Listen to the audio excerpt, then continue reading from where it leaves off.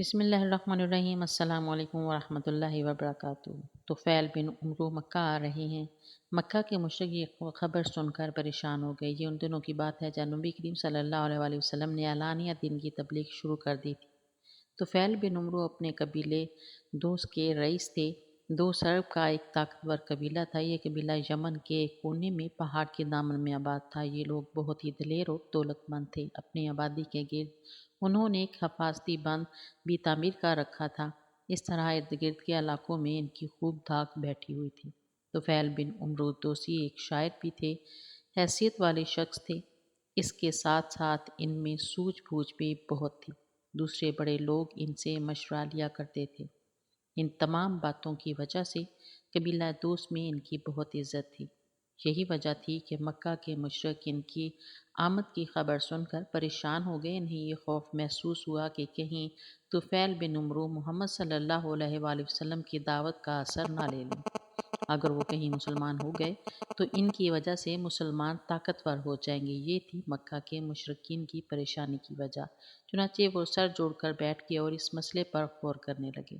آخر طے کیا کہ طفیل بن عمرو کا پرجوش انداز میں استقبال کیا جائے، ان کی خوب خاطر تواضع کی جائے، اس میں کوئی کسر اٹھا نہ رکھی جائے، ساتھ ہی انہیں محمد صلی اللہ علیہ وآلہ وسلم کے بارے میں خوب بڑکایا جائے، اتنا ورغلا دیا جائے کہ وہ آپ صلی اللہ علیہ وآلہ وسلم سے متنفر ہو جائیں اور آپ صلی اللہ علیہ وآلہ وسلم کی کسی بات پر کان نہ دھریں۔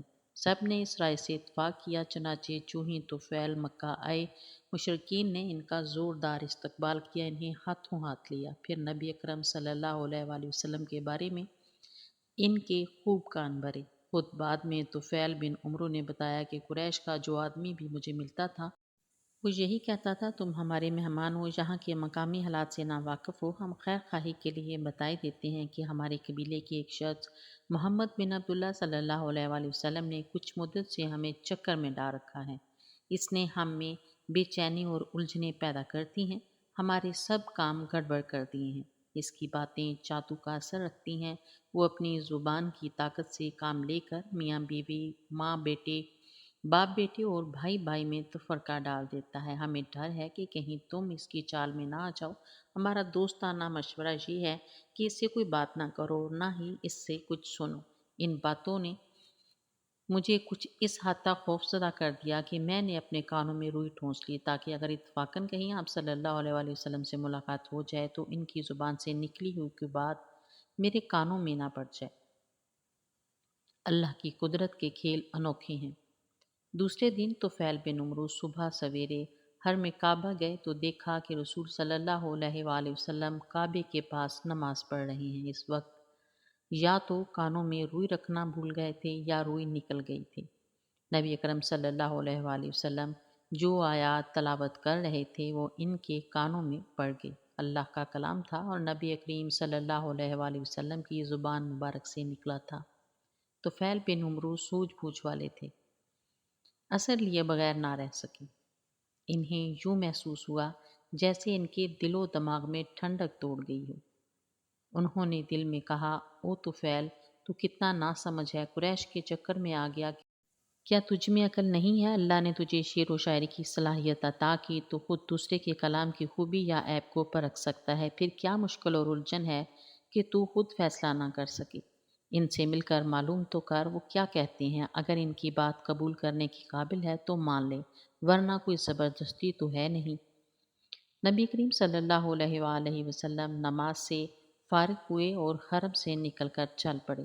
طفیل بھی پیچھے پیچھے ہو لیے۔ جب آپ صلی اللہ علیہ وآلہ وسلم رہائش گاہ پر پہنچے تو طفیل اچانک سامنے آ گئے اور بولے، اے صاحب، آپ کی قوم نے مجھ سے آپ کی ذات اور آپ کی دعوت کے بارے میں یہ باتیں کی۔ ان کی باتوں کا اثر اتنا ہوا کہ میں نے کانوں میں روئی ٹھونس لی تاکہ آپ کی آواز نہ سن سکوں، لیکن ابھی کچھ دیر پہلے حرم میں اللہ نے مجھے آپ کی آواز سنا دی۔ آپ جو کچھ پڑھ رہے تھے وہ مجھے بہت اچھا معلوم ہوا ہے۔ میں چاہتا ہوں آپ ذرا مجھے تفصیل سے بتائیں، آپ کیا کہتے ہیں؟ نبی اکرم صلی اللہ علیہ وآلہ وسلم نے ان کے سامنے اسلام کی خوبیاں بیان فرمائیں۔ قرآن کا کچھ حصہ پڑھ کر سنایا۔ یہ شیریں کلام سن کر طفیل بن عمرو پر وجد کی حالت طاری ہوگی۔ شاعر تھے، کلام کو سمجھتے تھے، لیکن یہ کلام ایسا تھا کہ پہلے کبھی اس جیسا سنا نہیں تھا۔ بے اختیار پکار اٹھے، اللہ کی قسم، میں نے آج تک نہ اس سے بہتر کلام سنا، نہ آپ کی باتوں سے بڑھ کر کوئی پر حکمت بات سنی۔ میں گواہی دیتا ہوں کہ آپ اللہ کے سچے رسول ہیں اور آپ کی دعوت مجھے دل و جان سے قبول ہے۔ اس طرح حضرت طفیل بن عمرو رضی اللہ تعالی عنہ اچانک اسلام کی دولت سے مالا مال ہو گئے۔ قریش کی ساری تدبیریں دھری کی دھری رہ گئیں۔ حضرت طفیل رضی اللہ تعالیٰ عنہ مکہ سے چلنے لگے تو رسول اللہ صلی اللہ علیہ وآلہ وسلم کی خدمت میں حاضر ہوئے اور عرض کی، یا رسول اللہ، میں اپنی قوم کا سردار ہوں، میری قوم مجھے بہت چاہتی ہے، اگر آپ اجازت دیں تو میں وطن جا کر اپنی قوم کو اسلام کی دعوت دوں۔ آپ صلی اللہ علیہ وآلہ وسلم نے ارشاد فرمایا، ہاں، تم اپنی قوم کو حق کی طرف بلا سکتے ہو۔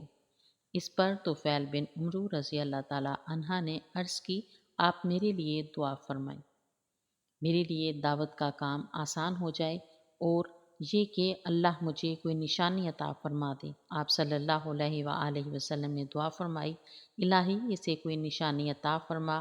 حضرت طفیل بن عمرو رضی اللہ تعالیٰ عنہ رسول اللہ صلی اللہ علیہ وآلہ وسلم کی دعا لے کر وطن کی طرف روانہ ہوئے۔ طویل سفر کے بعد اپنی بستی کے قریب پہنچے تو سورج غروب ہو چکا تھا، ساری وادی اندھیرے میں ڈوب چکی تھی۔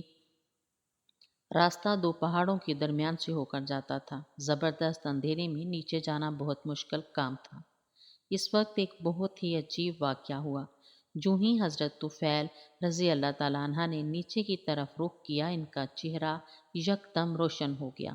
اس میں سے پھوٹ پھوٹ کر نکلنے والی روشنی نے ارد گرد کی فضا کو روشن کر دیا۔ حضرت طفیل رضی اللہ تعالیٰ عنہ اس وقت اپنے قبیلے کے ایک ایک گھر کو دیکھ رہے تھے۔ یہ رحمت عالم صلی اللہ علیہ وآلہ وسلم کی دعا کا اثر تھا۔ معلوم نہیں اس وقت طفیل رضی اللہ تعالیٰ عنہ کے دل میں کیا خیال آیا۔ انہوں نے دعا کے لیے ہاتھ اٹھا لیے، اے اللہ، اپنی نشانی چہرے کی بجائے کسی اور جگہ منتقل فرما دے۔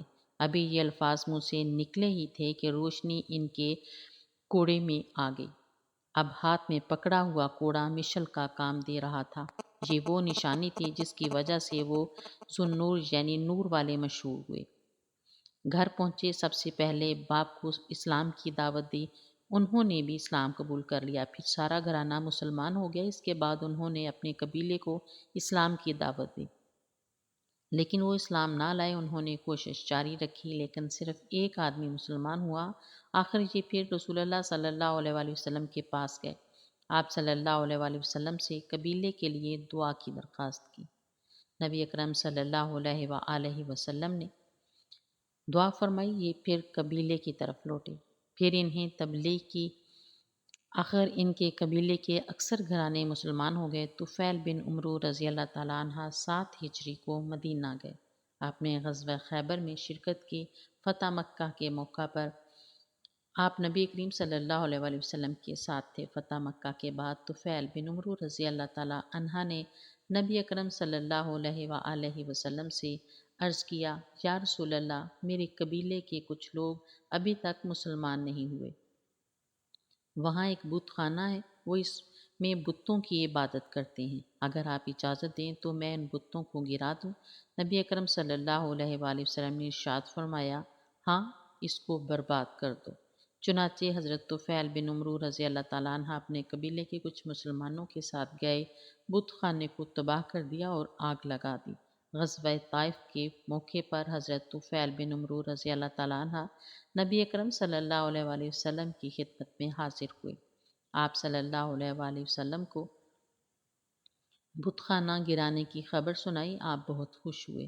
نبی کریم صلی اللہ علیہ وآلہ وسلم کے وصال کے بعد حضرت ابوبکر صدیق خلیفہ بنے تو بہت سے قبیلے مرتد ہو گئے، اسلام سے پھر گئے۔ ان کے خلاف جہاد میں حضرت طفیل بن عمرو رضی اللہ تعالیٰ عنہ نے بڑھ چڑھ کر حصہ لیا۔ نبوت کے جھوٹے دعوے دار مسلمہ کذاب کے خلاف مہم بھیجی گئی تو وہ اس میں بڑے جوش و خروش سے شریک ہوئے۔ جنگ یمامہ میں بڑی بہادری سے لڑے اور لڑتے لڑتے شہید ہو گئے۔ اللہ تعالیٰ کی ان پر بے شمار رحمتیں نازل ہوں، آمین یا رب العالمین۔ میری مزید ویڈیو دیکھنے کے لیے میرے چینل کو سبسکرائب کریں، ویڈیو کو لائک اور شیئر کریں۔ اللہ حافظ۔